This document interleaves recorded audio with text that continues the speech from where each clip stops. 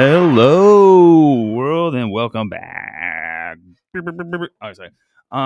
This is Ryan, aka Crownson's Corner. This is the Healing Chefs podcast, and today we have at MDMAQ nailed it. Or as more and more people are knowing her as Manic Candice from Manic Candice podcast. Manic Candice. Hi everyone, so good to be here. Thanks for inviting me. It's good to be here. Awesome. Thank you very much for coming out. And we're very excited that you're here. And we're going to go ahead and jump into it. He's going to play this little clip real quick. It is Cannabis Journey. Nice.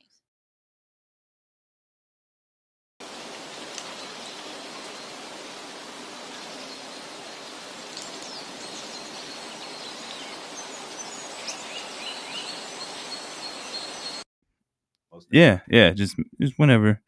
So Cannabis Journey is all about how you found cannabis. And Do you really want to know how I found cannabis? we all want to know.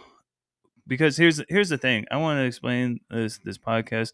Number one, I'm a chef. If you guys don't know, you have to go to at my Crowns and Corner thing. It's tagged throughout it. Like, go check out my stuff. But I am a chef. But this is like everyone in their lives are chefs and stuff like that. All it is chef means chief means leader. So I like that. yeah, everyone's a healing chef around here. I like that because I am definitely not a cook. But yeah, we want to hear. And the whole thing about this is like I know like my color red. I want to know what you see because I like you don't see the same color as me. Well, how I found cannabis was through a friend. I was in how old was I? 12? Okay. 13. Yeah. I was in the west side of Phoenix. That's where I grew up. Mm-hmm. And I was looking for the Kush. That's what they called it back then. So damn, you skipped Reggie altogether. Yeah, so I was looking. Lucky duck. These kids who were selling Reggie were like, "This girl wants some Kush." Well, I got some Reggie. She doesn't know the difference. So this was back then when you would buy nicks, dimes, 20 sack. yes, dub sacks, and you would like measure them with your fingers in the Ziploc bag. I remember that. Yeah, I remember those days. And you used to walk down the neighborhood and meet with your guy, or it's not the guy, it was like the kid. Yeah. 10 grades, like in the 10th grade. So I met up with these kids. The kid that's always had a mustache since like yeah, and he's got a tattoo. You don't know how he's got the tattoo. He smoked cigarette and he's already been fired from 3 jobs. Yeah, I skipped the first period. Yeah, so that kid, I met up with him. He gave me my first sack of weed, and we smoked it out of I think a foil pipe. Man, we were like tying it all in. We were. Yeah, that was my first too. Yeah. It took a couple tries. I mean, we didn't break it down. We didn't know what we were doing. Yeah, you're smoking like all of a sudden. I'm reliving the day before. I'm like telling my friend like this happened yesterday. No, this happened yesterday. I'm like finishing sentences. It was awesome, and then it was over. And then it just never stopped. Here we are. I'm on a podcast about weed. Yeah, right. So you started with the flower and stuff. Did you like do you like eat edibles? Do you smoke flower now? The first time I ate it, I don't remember. So that should be a good thing. Okay. But like now I'm really picky with brands. I'm really picky if it's like made with concentrate, if it's made with flower. I think it comes from me bud tending. Okay. And just knowing about the industry, just knowing how it affects me. You want to speak a little bit about your experience in the industry? Sure. So shout out to Nirvana Center. Shout out. That's they're where even doing cookies and stuff. Shout out Dingles and stuff out there. For sure. They're doing their thing. Yeah, I'd be gaming with Dingles here and there. Cool. So I started out in 2018 in the industry at Nirvana Center, and they had their first market. And I asked them, can I paint at the market?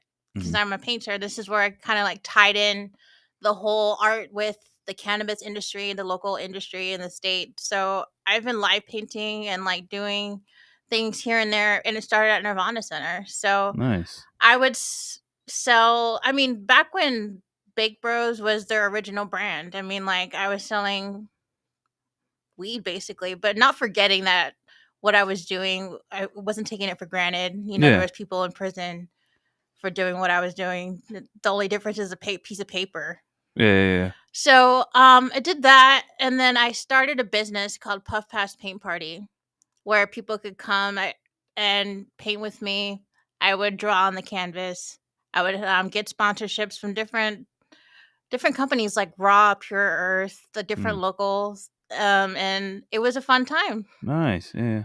I want to bring it back, but I want to do it bigger and better. So Okay. finding a venue is a challenging thing. So if you're listening and you want to get in the cannabis industry, like bringing up a venue where people could smoke weed, that's the biggest need right now. Yeah. Have you have you talked? Have you ever? Well, can I use words? Checked out Pause Consumption.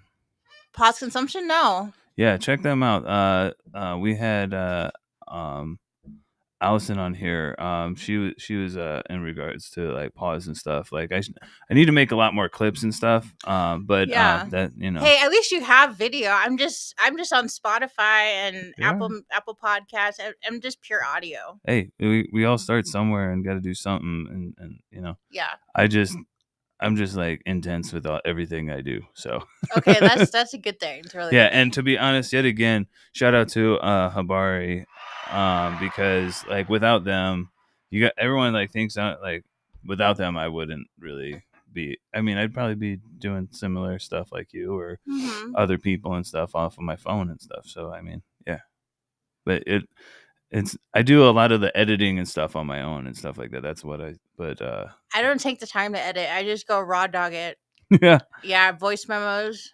I do like a enhance, the little like ellipses, enhance the audio, and then I just upload it. I don't Well, I mean, I just upload the podcast stuff, but like I do the editing of making like the different clips and stuff. Yeah. Oh, okay. I see what you Yeah. mean. So you're not like going in and like taking out words. No. Okay. No, Some people do that. Yeah, a lot of people do that because they want this like streamlined, real like like whatever. Like I will leave like any like mishaps or anything that ever happens in there because this is all about being imperfect. So why am I gonna try to like fake the funk and show you guys me perfect, which is a lie? Like I'm not gonna lie to you. Right. Yeah. So and that's weed. You know what I mean? Like I wanted to smoke, but I can't smoke right now. But so how did you like get introduced to cannabis? Oh, so it was about the same age, and I was 12, 13. Yeah. And I was like, I think I was going to Deer Valley Middle School at the time. Okay. Yeah, and we went to like I don't know if it was a ditch party or it was a weekend or something. It was pretty crazy. Like I showed up and they were like drinking the soda squirt and gin out of a fucking 2-liter bottle. I hit that a couple times. And then they're like, we're all gonna go smoke weed. And then like 13 of us like ran outside into the circle and they had like the aluminum weed pipe. Yeah. And the one in charge of it, like, I don't know, maybe I've always been the guy that people are like, I don't know, I don't like him for some reason. I just don't like, and he was like trying to corner the bowl where I didn't get anything. I'm like, fucking light the thing. And I finally lit it and I hit it, hit it, and I was gone. I was like, and then I had to make it home. So, but I didn't know what was hitting me. I had to make it home. I didn't know what was hitting me because like the alcohol was hitting and I never smoked weed before. So I had to skateboard home. Oh. Yeah. You could have gotten a DUI. Okay. I'd be fast as fuck, boy. Oh no, like I was jumping, like running across highways, jumping fences and stuff. I was a wild one. But then I skated home, and to be honest, like I blacked out. Like I have no idea how I got home. But when I got home, luckily earlier in the day, I had like sinus issues because my eyes were blasted. Would you say you were a problem child? Yeah. Me too. My eyes were blasted, and I walked in the house, and my dad was just getting home from work. He's like, "Why are your eyes so red?" And immediately my stepmom had said, "Oh, he's been having allergy problems all day." I'm like, "Yeah, I'm gonna go to my room," and I immediately just took out to the room. I'm like, "What?" And my stepmom never stuck up for me, so I was like, "That was crazy," but I'm gonna take this for a win. That is weird because I never liked my step parents growing up. Stepdad, awesome. Stepmom, not awesome. I just never liked them. I'm very territorial, and I'm Okay. an only child, so a little about me. Makes sense then. A little more. My mom's wallet was always my wallet. Okay. So anyone coming in, so you owned everything. Yes, basically. So anyone coming in threatening that with marriage licenses. Ooh, that's a little much. You're dating your mom. That was a little much. I wasn't dating her mom. I was dating her pockets. No, like, I know, but like. But like when you're an only child, you don't know better. Right. Yeah. So I'm saying this on a growth trajectory as if I know better now that my mom's money is not mine. Yeah. So I know that now. But like growing up, it was like, oh, you want to be. That's the norm. It's the norm. So it's like once my mom got married and I started driving up to the house, seeing new trucks, trailers. My stepdad's got a bow and arrow. I'm like, what the fuck are you? But he could smoke weed all day. And it was a double standard. So like, but him smoking weed all day made it okay for my mom for me to smoke weed all day. So she got off my back when she was like married, which is the weird part. The dynamics of being human. Because like growing up, like weed. Because here's another thing about the aspect of me growing up and just me in general. My mom is a federal officer. Yeah. Yeah. So I knew the law growing up. I knew that, number one, if I got in trouble, she wasn't going to help me. And number two, I'd embarrass her at the precinct, depending on what crime it was. If it was a federal crime, I would embarrass her. All the judges know her. She's nearing her retirement. She's got 1 year left as an officer. But like, there's a lot of integrity in her name, you know. And if one of her only child fucks up, excuse my French, and like gets arrested for a marijuana charge, that's embarrassing, you know. Yeah. Then her whole life is a yeah. But that's what. But that's like what they her do. Whole view on marijuana is so fucked up because like I can't do it. None of her defendants can do it. Her husband can do it, and she's fine. It's when it's in your own home and you guys are like letting the shit happen. It's when it's your own child. It's almost like when people are LGBT supportive until it's their own child. Yeah. I've seen a lot of that different thing, a lot of stuff like that. Everyone wants to be like there's the savior, but no one really wants to be the martyr. Mm-hmm. Yeah. But I grew up with my grandma trying to be the martyr. She always tried to take the burnt piece or something like that. But I love my grandma. There was never a burnt piece, so I don't even know what I'm talking about. I love my grandma too. She would be like, I miss her. That she's the one who got me into cooking, so that being a chef and whatnot. So yeah. Tell me about that. Like, did it start off with like what type of food did it start off? Was it like main dishes, side dishes, baking? Oh, my grandma used to do everything. So my fondest memories were like and well, we can jump into this, but one of my fondest memories is like breakfast with her. And it wasn't even that she was making anything great. It's just like she had the like easy listening music on. Okay. Like food's cooking. The coffee, I could smell the coffee. I didn't drink coffee as a kid, but it's like a soothing kind of smell. And then bacon's going and shit. And then she's like making everything perfect for me and everything. So it wasn't about what was on the plate. It was about all the care and love that she was putting into doing that action for me. Mm-hmm. And that's what I want to recreate for other people. Like when I finally cook for people, I want you to know that I'm not just giving you food. I'm giving you a piece of me. Like I want you to like, I want this to replenish your soul. You know what I'm saying? Nice. Yeah. The hangover cure. Yeah. But which is also fat and fried things. Real quick, we'll jump into our second segment, which is Trip Tales, all about psychedelics and whatnot. Yes. Yeah. Do you want to go first? Well.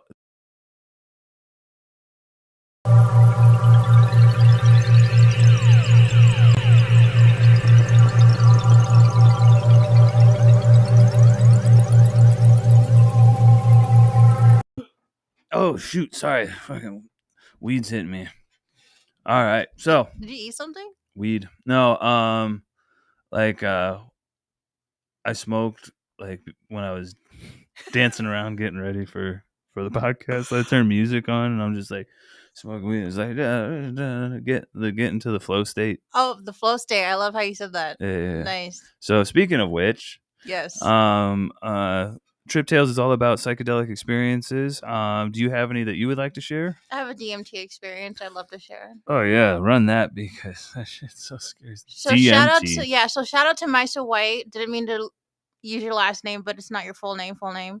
She is she's somewhat of a shaman, a local shaman. So shout out to her. Yeah, shout out. She took a candle, lavender candle, Palo Santos. She burnt the Palo Santos in the candle and made a DMT cartridge. And she gave me the cartridge, and she made sure that my environment was very safe because I never done DMT before, ever. Mm-hmm. And so I hit the cartridge like 3 times, like pretty harshly, and like everything's going womp womp womp. Tell everybody the flavor of DMT real quick. It tastes like fucked up eucalyptus. Tastes like death. Yeah, it tastes. Yeah, it's like almost like maybe eucalyptus, maybe like burnt rubber, burnt wood, mothballs. Yeah, it's not bad breath. good. There's no like terpene profile to it's DMT. It literally tastes. I'm like this is what death tastes like. Yeah, literally. No wonder the chemicals released when you die, supposedly. But I ripped it and I felt the Grateful Dead bears pulling me. And they were like, it's okay. Because everything became dark. Damn. I was in another reality. Everything was dark. And like I remember like I could feel like my spirit was walking. And like they're like, it's okay, keep going. They weren't telling me I was dying. I think my ego was dying. But like they weren't telling me I was dying because I think they knew that if they said your ego is dying, I would freak the fuck out. Yeah. So and then there's this large anime character that appears. She told me her name was Erica, and that she was my guide. And that next thing you know, there's like this Harley Quinn character appearing, and she's very very small, and she just runs across the plane. Like the cartoon she is, and I just keep going and I keep going, and then there's Leonardo DiCaprio going like this, like cheers, you made it, like Wolf of Wall Street, and there's so much patterns. There's like it's like a casino, like slot machines, and like everything fractals. Everything is moving like a casino. Yeah, like Soul Train.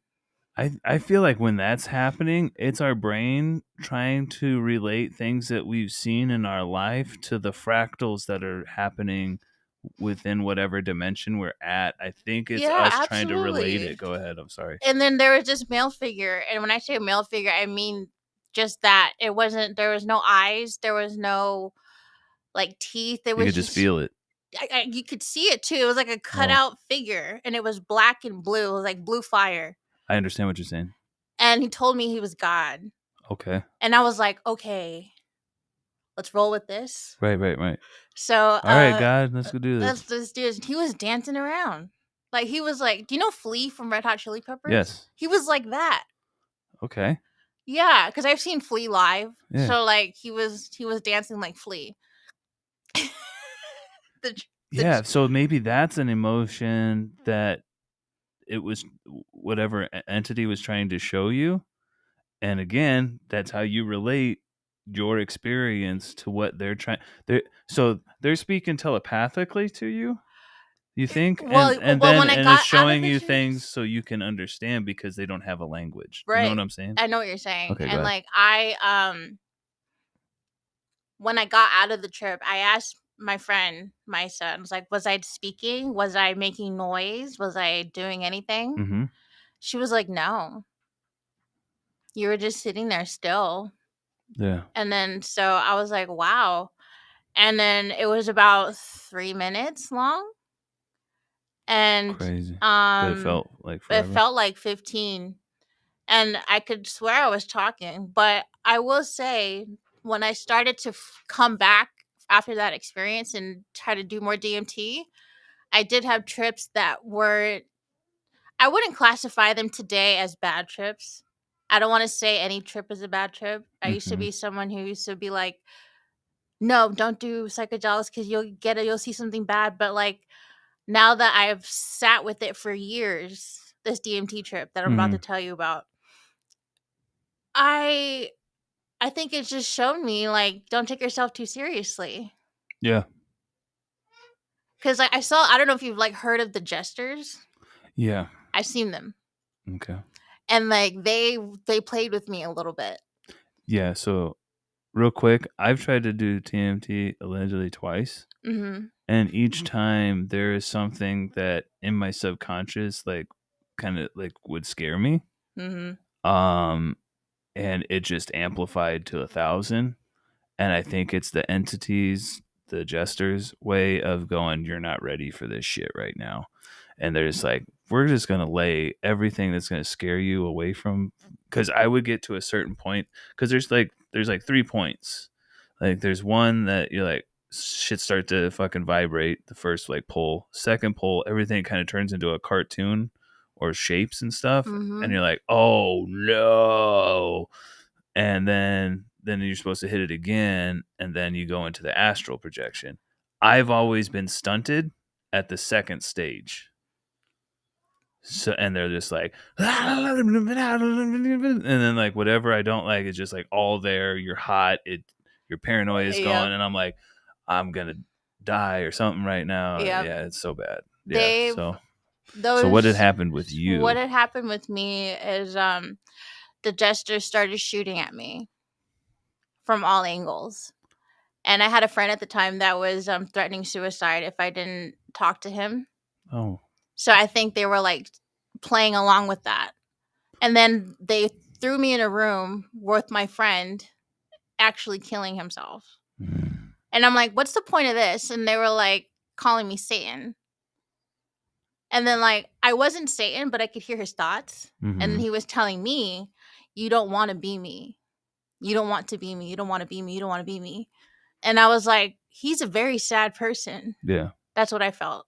Yeah. And then like so like I immediately got into this like carousel room, like a circus room with like the black and white, you know that clown art? Yeah. That dude. I was stuck in a room with him. Nothing but fractal patterns of black and white. Yeah. And it was like going like in a carousel. And it was like, oh sorry. All right. It was like going in like this. And like I couldn't do anything to get out of it. I get out of the trip. I just had to surrender. Yeah. And just sit there. And like his face was like right in front of me. Like just going like this, like trying to extract the energy of fear. I believe that whatever these entities are, they live off fear. Yes, for sure. And like whenever you are emitting that energy, your heart's pounding, like, you have all that energy and you're not moving. They just suck it out of you. Yep. So I feel like whatever mindset you have going in or whatever you're doing behavior wise, like people know when they're doing bad, whatever bad means. But like you could attract a jester who could show you about yourself. Yeah. It's really crazy. Yeah. They show you stuff, but they show you like they know. So I feel like in the psychedelic realm, when you like kind of trip and go into these things again, it's a way of the other side communicating with us because we have no language to be able to talk to. Like it's like how can like the entities talk to like me in the United States and then someone else and somewhere else or wherever that we're pretending to be? You know what I mean? Believe these entities are trans, are interdimensional, not trans. Yeah, but like they can be trans too. They could. They could be trans. Sorry, entities. Yeah. But I believe that wherever they're at, they can observe us. That's how they know so much about us. Yeah, because like just like doing like the dimensional thing from 1D to 2D to 3D and stuff like that. We can look down on 1D and everything. So definitely fourth and fifth dimension are looking down on us in time. as one, and they can see everything, and that's another thing that people are worried about when they do psychedelics and stuff. Like, it opens your mind and realize that, like, there's other entities that are out there that can see everything that you're doing. Yeah. At any point in time, so I don't know. That'll probably scare people with their privacy. Well, but then another thing too is like, what makes them interested in fucking with us? You know what I mean? Yeah, and I think you tapped into it. Maybe they're like they feed off of our fear. I watch a lot of conspiracy things, like the Y-Files and stuff. The Wi-Fi. I love it. It's just good. Well, I'll be sitting there eating like some lo mein, chow mein, whatever. I love that mang. But I'll be sitting there eating there. Oh man, I'm eating this shit like I'm eating up fucking some lo mein or some shit. Just I eating will up the say that my conspiracy. favorite psychedelic is MDMA. Okay. The first time that I had, so let me tell you a little story. Back when I was in school, high school, there was no Molly.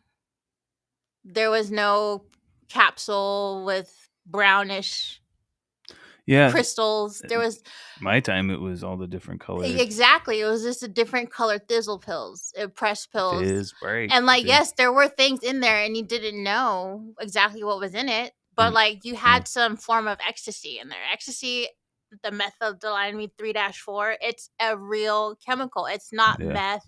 Yep. It's not MDA. It's not, it's MDMA. Mm-hmm. And if you've had it, it's a love drug, and it's a very fuzzy feeling. You want to hug everybody. It's not a party drug where you want to have sex with people, or I mean, it could lead to that, but it was mainly like, I love you, you're my friend, like let's love each other. Like it's very like sharing electrons and shit. Yeah, exactly. And that's why I call myself MDMAQ, because I used to roll a lot off of that and go home and do art. That's funny because I used to be a guy at one point in time, and I had the Skittles, and I was giving them out, shit like that. Yeah. And at one point in time, Pokeballs. rest in peace, homie. Like, almost got popped and ate the bag, but so I had stopped too. But and at that point in time, I had a whole like a bat, like a rock, like a knot on me, right? And so I just sat home, and I think it was like Arkham Asylum had come out, the video game Batman. I was eating fucking pills and just, I'm Batman. And then so awesome. Tyga and Trinidad James came out with their singles, and they both referenced Molly, and then people were curious about that. And then next thing you know, I never found a pressed pill on the market again. Yeah, I haven't seen them in years. I mean, you can find a blue, but nobody wants that. No, I got somehow convinced to try that shit at one point in time, about died. No, dude, you don't want to go down. I already, like, I know. I mean, it starts off. See, that's the thing about these drugs, like meth, heroin, blues. I never wanted to be in the same room with the shit, so how did I try it? Is insane to me, dude. But it happens at the lowest times in your life. Mm-hmm. That's where the devil lies. Yep. Yes. So here's the thing. I heard this recently. I forgot who said it. Maybe it was, I forgot who it was. But they said, like, when the devil is not, you can't see the devil, it's because you're doing wrong. And when you're doing right, and the devil, like, the devil's on your back and you're hurting and stuff like that, it's because you're doing something right. If at least you're trying. Yeah. If you can't find the devil, it's because he's leaving you alone, because I already got that motherfucker right there. I ain't got to worry about you. But it's when you start doing right, and that motherfucker's like, hey, remember me? Yeah, remember, all that shit. So, speaking of which, we're going to go ahead and go to break, and then we're going to come back to mental health as well. Nice.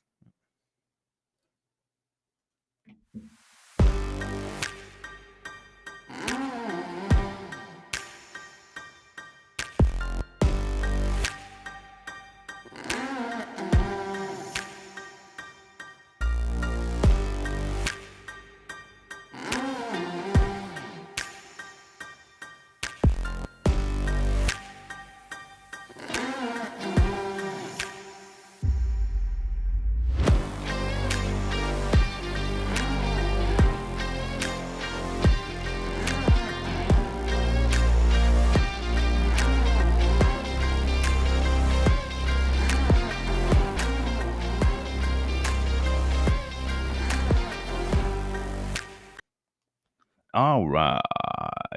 Welcome back. And we're going to go ahead and jump into mental health as well.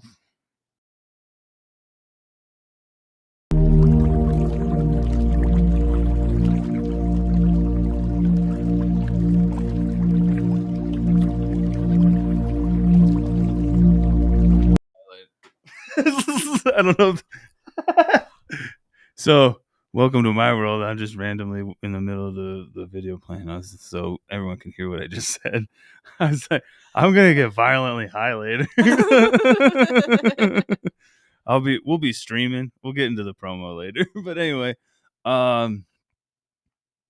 so mental health is wealth is like we deal all with this, whether we've been addressing it on a daily basis or not. Do you want to talk about a little bit of how you handle things or things that have been coming up with you lately, or sure? I just want to kind of give especially a quick with your spin-off of why I started the Manic Candice podcast. Absolutely. The title Manic is like the nice medical term for crazy. Mm-hmm. And when I got first diagnosed with bipolar disorder when I was 24, that word manic was thrown around with the doctors, and I was like, "What does this mean? Mm-hmm. Like, what do you mean I'm manic?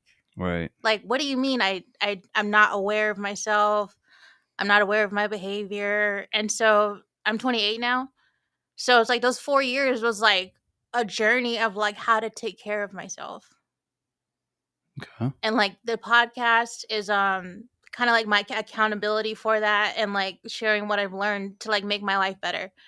And it's Awesome. it's the things that a lot of people don't want to do is take their medicine, Yeah. go to sleep, exercise. Going to sleep. Yeah. Those two right there.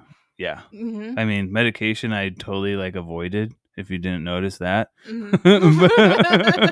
Because I hate taking the medication. So I mean, you're hitting all the right points. Mm-hmm. I'm just addressing. I mean, like, I'm you just can take addressing your medication, or you can have yeah. people force you to take your medication. Yeah. Which is something that you don't want to. That's a whole thing you don't want to go down is court ordered treatment. Yeah, let's not do that. No. But yeah, those are hard things because what you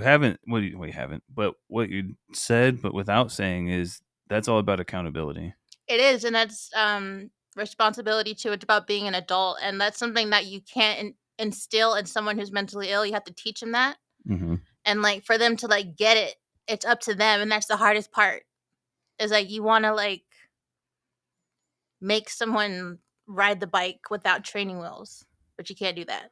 Yeah, you can't as many people, if they were trying to, when I was going through my stuff before my mental breakdown, they could have helped me or whatever, but I wasn't even letting people in.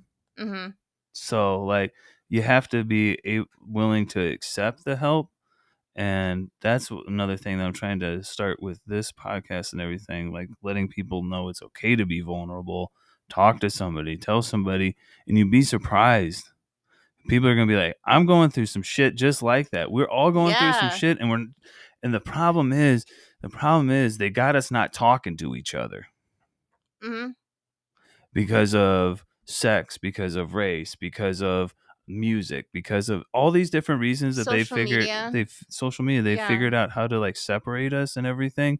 You got them looking at the phone anytime, we're now anywhere in a store or anything. We're not talking to each other in a line. We're looking at our phone, and if someone says something to you, who are you talking? Why are you talking to me? They have programmed us to dislike each other. And this whole thing right here about mental health and wealth is us trying to it's okay to be vulnerable, it's okay to be hurt, but let's talk to each other. Yeah. The more we talk to each other, we are all God is us. I am you, you are me. And the best way to do any of this shit is I'm gonna take care of me for you if you could just take care of you for me. You know what I'm saying? So do you have on the last episode with Josh Mack from the MVGA podcast, he we talked about any like coping mechanisms. Like I do, like I'm an Army vet, so I do like our training from like breathing and shooting and stuff like that. It's just like a step way of basically controlling your breathing and being able to attack that stuff. Do you have any like coping mechanisms that maybe you can share with like people to? Yeah.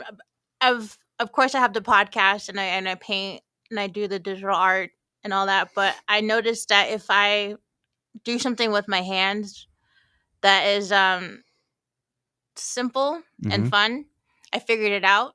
It's slime. Oh. So there's okay. Do you remember GAC? No, there are these. I don't mean. I'm so old. Your face. So I hate to bring this up, but Kim Kardashian. My favorite. Yeah, no. My favorite too. If you follow my blog, I don't have a blog. Anyway. Well, like she came up on my feed. I don't follow her, but like, matter. Yeah. Her children are into this slime company. Okay. And I thought that I saw something neat, and I was like, it's scented, and it looks like something like Christmas. It looks like candy. It looks like a cake. It looks like something cool. I want to play with it. Spend my $15. Artistic, something fun. Exactly. I appreciate the hustle. It came in the mail. My stress was I was taking it out on this thing. I was smelling it. It was such a sensory experience, and then like I felt myself calmer. You know why? Why? Because you were focused on that right there. This is a breakthrough we just had on the last episode. So him and I were talking, and what we both do in a different way is we start counting.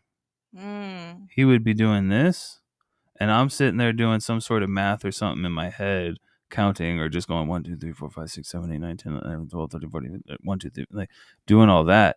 It's because once, like he said, once we're in that moment, that task that we have is the only thing we're thinking about. Right.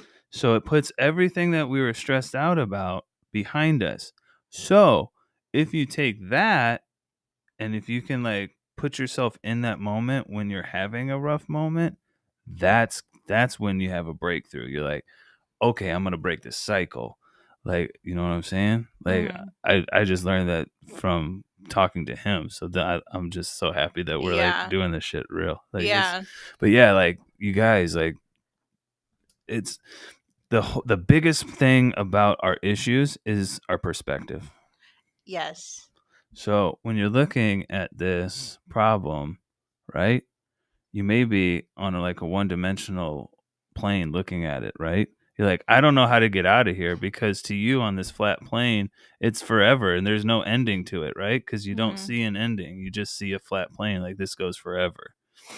But if you just like take a step out and look at it, you could just, if you could see down upon it, you can see you just walk forward or any direction and you're off of the board in a little bit.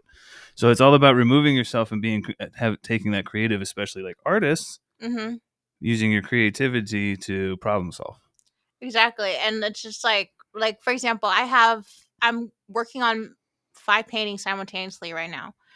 And I will leave something alone if I feel like I'm not painting it right, whatever that means, or if it's not coming out right, or if I don't like the way it looks. If you're not feeling it. If I'm not feeling it, I'll step away from it for 5 hours, and then maybe something tragic will go on. Maybe I'll have a fight with my mom, or maybe I'll smoke a pack of like really nice weed, or like I'll score somehow. Yeah. I'll come back and I'll bring that energy to the painting, and it's just absolutely what it's meant to be. I've done that. So like I've done that during different times of editing videos and stuff. And even like the universe will be like, the internet's not working or the program's not working. I'm like, it's not the time for this right now. Yeah. It's time for me to learn to be able to be calm and wait for the time. Just like embrace the fire that's happening around you. Sip your tea. And just, the fire will burn out, or you will become fire itself. Right. And help it burn everything down. So that's a good way to see it. So you're either going to chill out and like figure out how to get out of the fire, or you're going to become the fire itself and become part of the problem. Nice. Boom. Dropping bombs on here.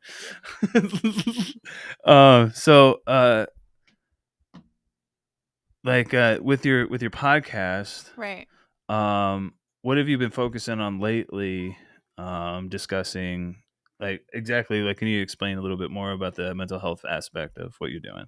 So the mental health aspect of what I do, Are you your experience, or are you talking to it's 100% my experience. I'm not Nice. here to diagnose somebody. I'm not here to have encourage self-diagnosis. I'm not here to replace a doctor. I'm not here to Okay, replace yeah. doctor advice. I just share my experience of like my frustrations with my medicine, what a mania is really like, what my thoughts are like, what happened during my mania that caused me to get my diagnosis, like what it's like to be bipolar, like what it's like to deal with a family that doesn't see mental illness as as an illness. They see it as like a Yeah. character moral flaw. I talk about different things like dating with bipolar. I talk about I also don't just focus solely on bipolar. I kind of play on the manic aspect, manic Yeah. Candice. So I do have episodes like what I wish I knew before I was 20. I have episodes like Tinder profiles, Tinder dates, friends with benefits, Yeah. silly stuff like that, where That's no, it's good. That's where like I that's really, relatable things that people. Yeah. where I really rant, and it is relatable, and like it's worldwide. I see all the dots on my RSS feed just like popping up, and I'm slacking. I I have haven't friends looked. in Belgium. I have friends in like Germany, That's what's up. Canada. Like, V Gates in Germany. oh, I speak German. nice. Yeah. I don't. But I've made so many friends. Oh, like West Hollywood. That's what's up. Yeah, and I love that. That's the whole point of this. Like this podcast, your podcast, all this stuff is like talking about the human experience and everything, and trying to Yeah, and people are interested, and like yeah, because that's we're all fucking struggling. yeah, we are, and that's what the number one thing that people say is like, I'm happy that you are honest. And like another fun thing about my podcast, it's like how you say, I fuck up, and like I'm not perfect, and that's the thing about your podcast. So with Yeah. me, I like to sing. I'll bust out because I have music playing in the background. Hell That's yeah. another thing that's unique about my podcast is I will have a full playlist. Nice. Like I'll have my stuff on YouTube, but it's all like demonetized. I don't care as long as it's reaching an audience. Yeah. Dope. Yeah, we're not really monetized anyway. Like we don't even have enough followers. Yes, you are. Oh, we're monetized. Definitely are. We're monetized. Please help support. The link is I don't know. The Cash App is open. Sorry, two-tone to superstar. I advertise my Cash App, and I'm gonna move to Patreon. So we do have a Patreon. I don't really have stuff on there. I need to build a team out so we can actually start putting content on pay, like to help like with like paywalls and stuff like that. And it'll be fairly inexpensive and stuff, like maybe $1 to $5 a month or something. Yeah, I find that maybe $5 seems to be like the golden. Yeah. So we'll look at that because I have a lot more stuff coming up. And I'm gonna play that real close to the chest though. Okay. But we're gonna go ahead and thank you for sharing the mental health stuff. We're gonna go ahead and jump into the last segment, which is plug talk, which is all about promotion of what we have going on and nice things that we have in future.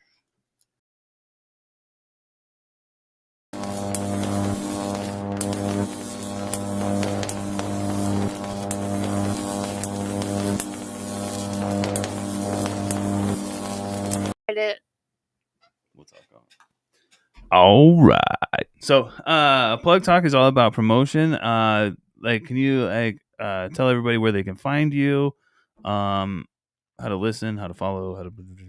You can stream the Manic Candice podcast on all major streaming platforms: YouTube, Apple Podcasts, Spotify, Anchor, Amazon, Samsung Podcasts, AM, FM, anywhere that you can find podcasts. If you just podcast and it's Manic Candice podcast, the Manic Candice podcast. The Manic Candice podcast. The Manic Candice podcast. The Manic Candice podcast. Now I repeated it to you. It's stuck in your brain. Now go find it. So when do you post regularly or just whenever you can? I have an episode once a week. Once a week? Are you on any certain days or? Well, yesterday I tried to go 7 days from the day before. Sometimes I miss like a couple days, but like it's usually due to like life circumstance, mental like health, your mental health. I gotta which take is a day okay. off. Yeah. But like it'll be like 7 days between, so that averages out 4 episodes a month. Nice. Yeah. So just keep. We're all talking about mental health and everything. So just like make sure you follow.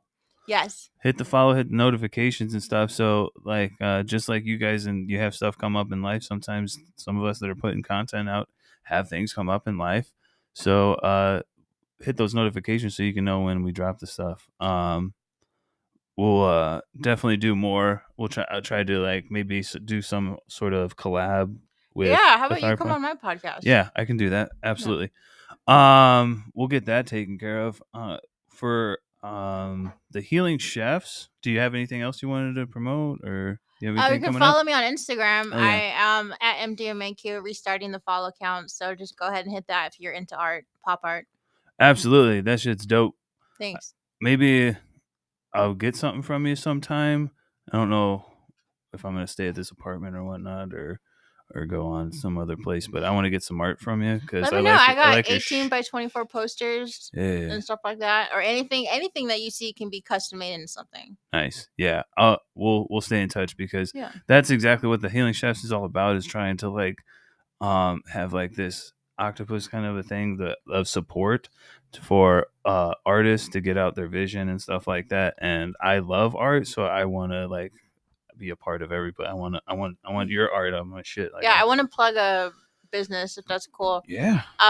Shout out to Ernie from Just Blaze Smoke Shop on 12th Street in Camelback. 12th Street in Camelback. Go see him. They allow artists to spray paint in the back section so you can get your practice reps in, because not a lot of people know how to spray paint, or a lot of people who want to get in spray paint in the valley, they don't have a place to practice. Yeah, that shit, you get in trouble and shit. You'll get in trouble, or you'll mess up someone's wall and they'll paint over it and you'll make you sad. Yeah. So just have a That's place dope. in the back room. It's hot outside, well, it's cooling down, but you know, you want to get your rounds in, so you I used can to do that shit at Joanne's. Shout out to anybody who knows. Like, I used to go to like Joanne's or something like that, and then like immediately walk in there to like the paint markers. Yeah, well, Ernie, the owner, used to be a tagger. Start slapping up shit in there. Yeah, in there. and then he opened his own smoke shop and then gave back to the community. So. And then in the army, when I was in Iraq or whatever, I would get up under like our bunkers that we're supposed to hide in case like mortars came. I was throwing up pieces up under there because no one could see it, so no one would like paint over it. But I could be like, "Go check that shit out." That is so. That's cool. so awesome that they are giving someone or people an avenue to go out and play around with stuff and so have you fun don't have with to go art. on an overpass or like. Yeah, that's dope. Shout out to that. Man, fucking shout out. I Just love that. Blaze. Yeah, I like maybe one day I would like to maybe put up like a wall park. Yeah. Right? Just let people at certain times just have pieces up, and then they have a certain amount of time on that wall, and then it's someone else's turn. In the summer, like if I were to like hop on that train, I would do like a 24-hour in the summer, but like hire like a bunch of security. Yeah. Have like a little thing. Well, not like a smoke section, but we're not going to say anything. I would just have it maybe like an outdoor like park. Well, I don't know. I kind of want it in my backyard.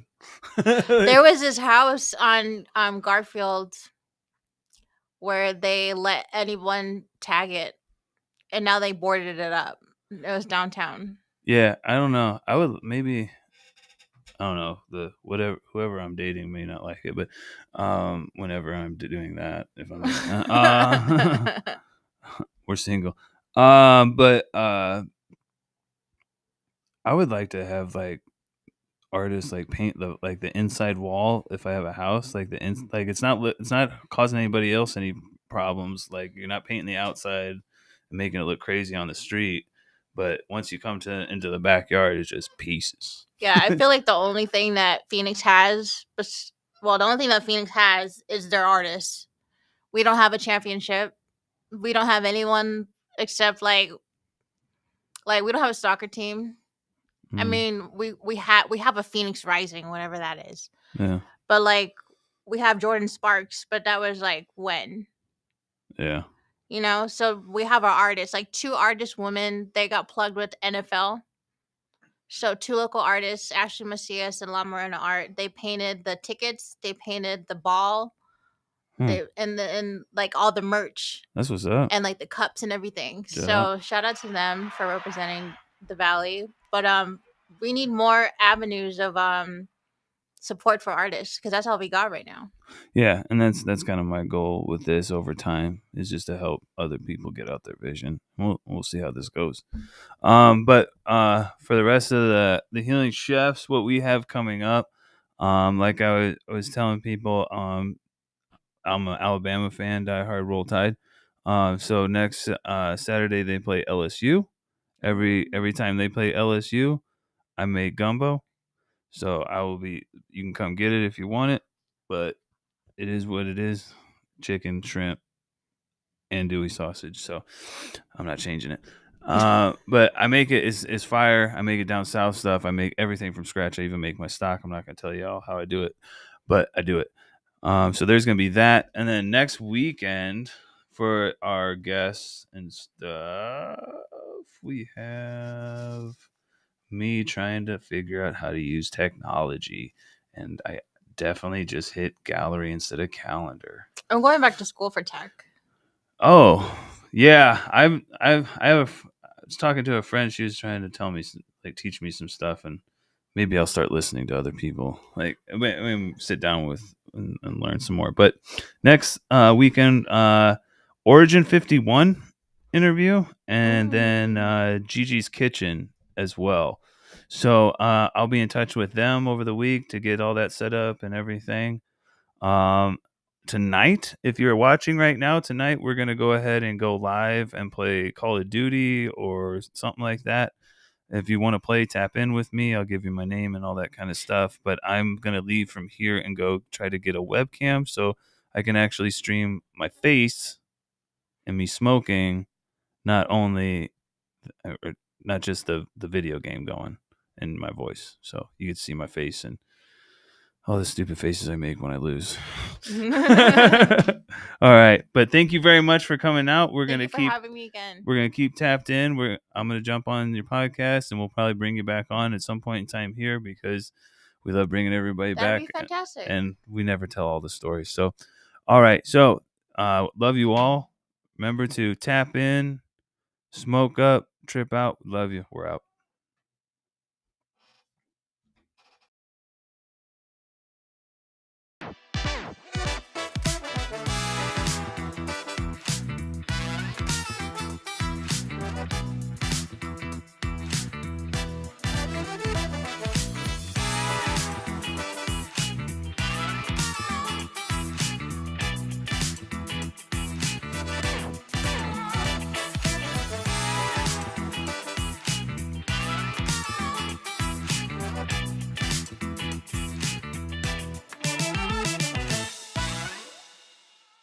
About